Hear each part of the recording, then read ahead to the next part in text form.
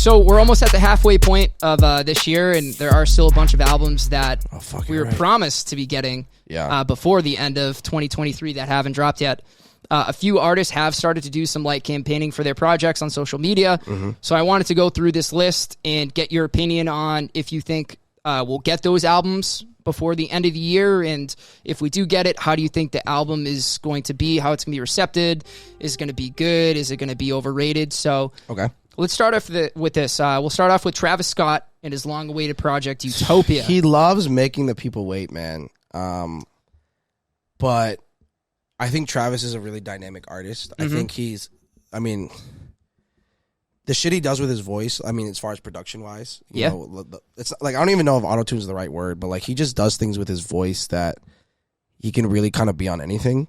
True. And I would hope that a big reason for why we have to wait so long for these projects, because there's just so many ways he can go, and it's got to be cohesive. And I know he has a great team. You know, he works with people like Mike Dean. You know what I mean? He has Kanye in his corner. Like, he has a very strong team and support system, and he's also very talented himself. Yeah, of course. So reason why I bring him up specifically, he has been spotted in videos walking around with a briefcase with Utopia on it. Obviously, you know, he's trying to create some buzz. But, you know, this is... he first teased it back in 2021. Oh, yeah, it's supposed to drop for years. This is going to be his first album since Astroworld, which was 2018, bro. Think about that. Oh, my God. Think about almost 5 years. And, wow. You know, like they said, like you said, Mike Dean is producing it and currently mastering it. And, you know, there was a video of him at the Houston Astros facility of him, like, playing the album to the guys. And apparently it's rumored that Tom Brady's already heard it, LeBron has already heard it, and KD's already heard it. So I heard Ado heard it. Yeah. Hey, Johnny! The Podfather. So I think, I'm going to say this here, man.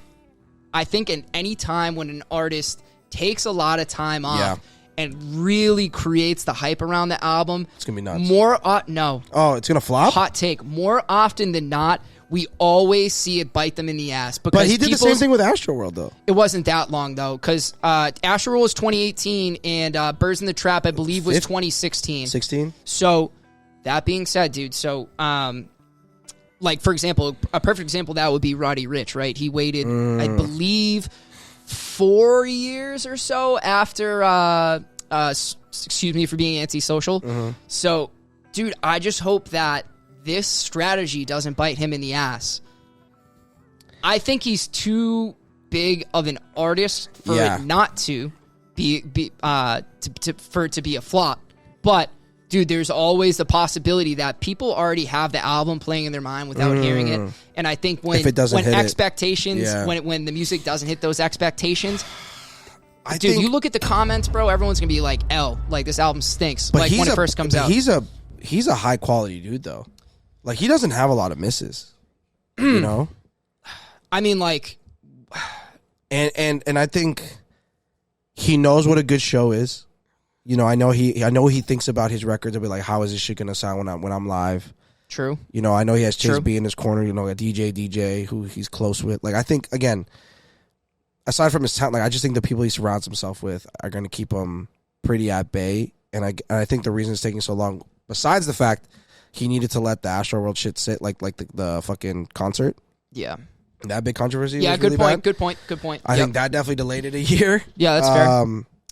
And also a name like Utopia, that shit's gotta be fire. Yeah, I don't know, man. I think just think it's gonna live up. I think it's gonna be fire. I hope so. I think just anything that he's kind of put out recently hasn't given me any hope, like some of the singles in the future, but again, like, I think I just think he's letting him go. If he's saving him for a big one, I'm excited. I'm a big Travis Scott guy, so fingers crossed on that one. Travis. Next one up is Lil Uzi Vert, The Pink Tape. He's been teasing this one since 2021 after his Eternal Take album. After Just Wanna Rock came out and swept the whole genre of hip-hop / Jersey Club crossover, he's been posting snippets of more Jersey Club records on the way, making it seem like The Pink Tape is going to be a full album of this subgenre. What do we think? Love the name. And Uzi's a fucking really hard guy to try and put a finger on. Oh, yeah.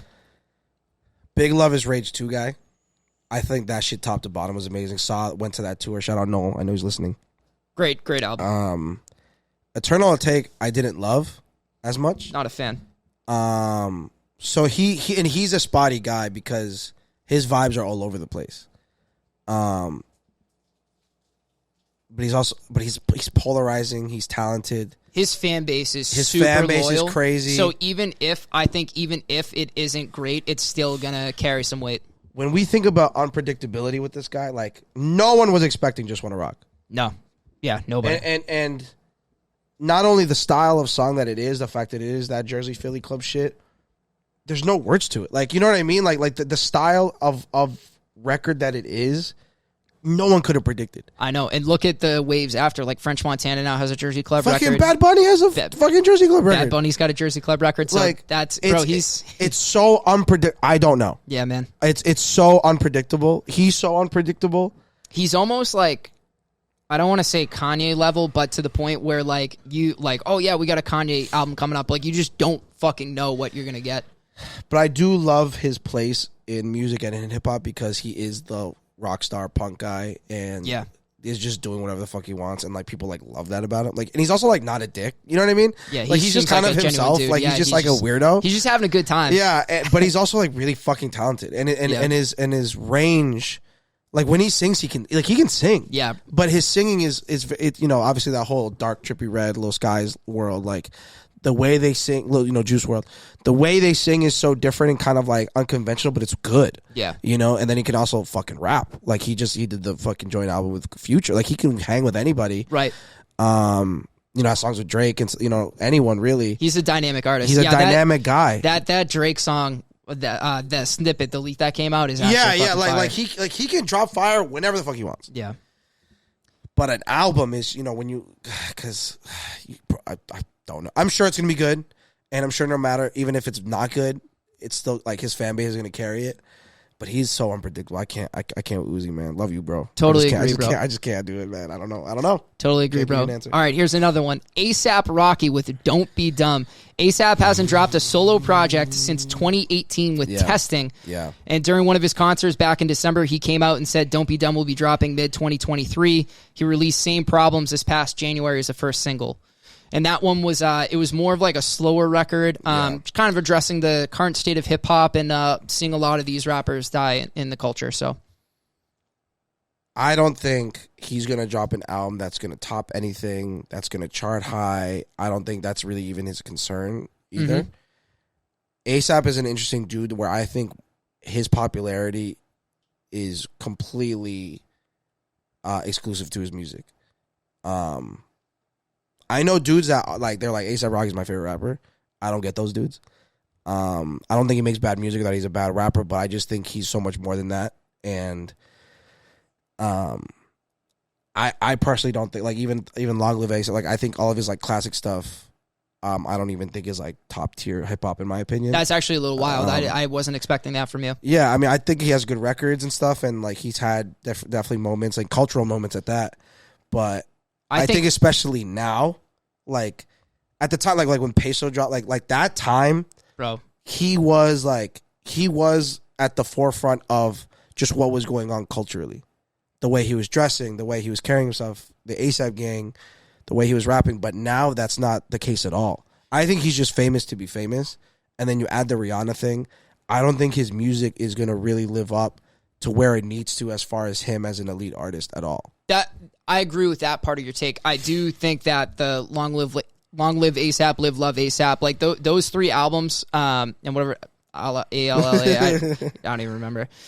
I think those three were like top tier A$AP albums. I think it was like very high quality hip hop for the time, and it really like put Harlem back on the map, in my opinion. Coming off like. 50 Cent and like the older like New York rap game, like there was just kind of a weird in between, and I feel like he really put New York back on his back. And now like if he stayed relatively relevant with his music, I feel like he would still probably be at the top of New York right now, and rather than like the drill scene.